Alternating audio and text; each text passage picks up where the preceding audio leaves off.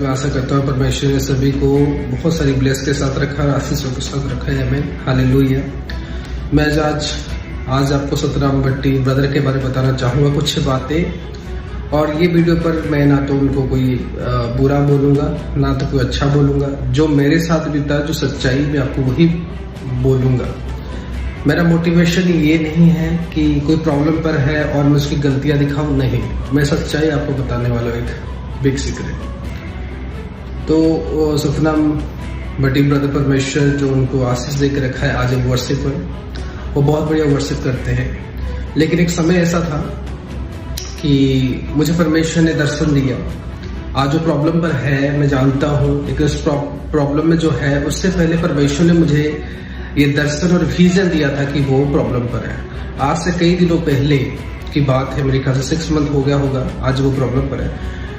मैं ऐसे ही प्रार्थना में था और प्रार्थना के दौरान परमेश्वर ने मुझे दर्शन दिया कि उसको फाइनेंशियली नीड है और परमेश्वर ने कहा उसको कुछ हेल्प करनी है। तो उस विजन को प्राप्त करने के बाद, क्योंकि मैंने विजन में देखा कि वो एक सभा कर रहे हैं और वहां पर वो परमेश्वर मुझे उसको मिला रहा है और ग्राउंड पूरा खाली है और वो गांव टाइप का जमीन है। तो क्योंकि मुझे चर्च के लिए लैंड या जमीन की जरूरत थी, तो परमेश्वर ने मुझे दर्शन में दिखाया, क्योंकि मैं प्रार्थना करते कि परमेश्वर मुझे जमीन चाहिए। तो मुझे दर्शन प्राप्त हुआ कि सतनाम भट्टी मेरे साथ खड़ा हुआ है और उससे मैं बात कर रहा हूँ और वो मेरे लिए चर्च की जमीन एक ढूंढ के दे रही है, लीज में या रेंट में, जैसे भी उस विजन पर। और उसके बाद वहां पर परमेश्वर मुझे कहता है कि इसको मैंने तेरे लिए रखा है, ये तुझे जमीन ढूंढ के देगा और ये एक प्रॉब्लम पर है फाइनेंशियली, तुझे थोड़ा बहुत इसके लिए हेल्प करनी है। तो उस विजन को मद्दे नजर रखते हुए कि मुझे परमेश्वर दर्शन दिया, तो मैंने फिर अपने टीम को कहा कि उनको कॉल करो कि मुझे उनसे मिलना है। तो मैसेज गई, आपको स्क्रीन पर भी दिखा दिया जाएगा उस मैसेज को। तो उसके बाद उनको टीम की ओर से रिप्लाई आया कि बात करेंगे बोल के।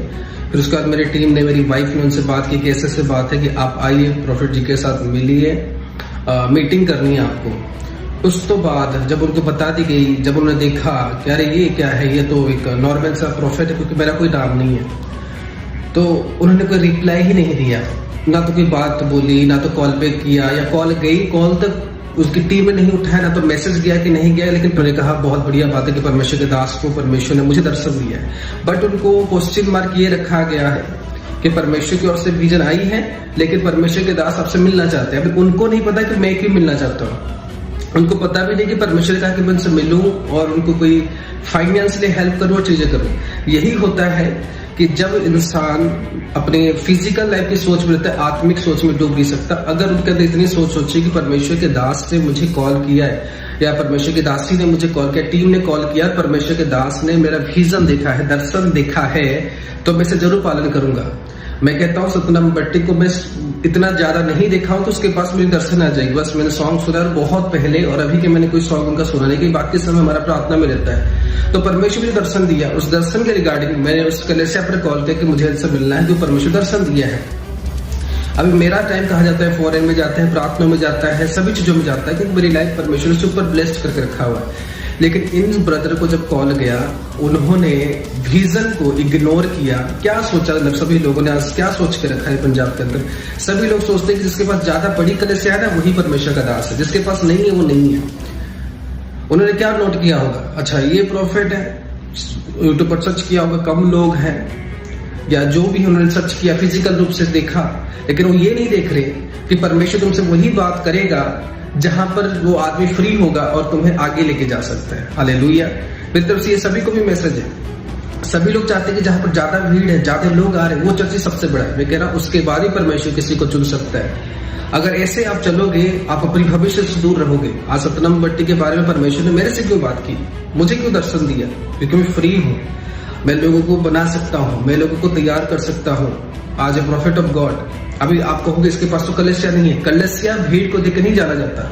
बाइबल कहता है सभी की शुरुआत 0 से होती है, सभी की शुरुआत 1 से होती है, उसके बाद वो बढ़ते हैं। खाली ये नहीं जिसके पास ज्यादा पैसा है, जिसके पास ज्यादा बड़े लोग हैं, वही अकेला परमेश्वर में है और परमेश्वर उसके साथ नहीं।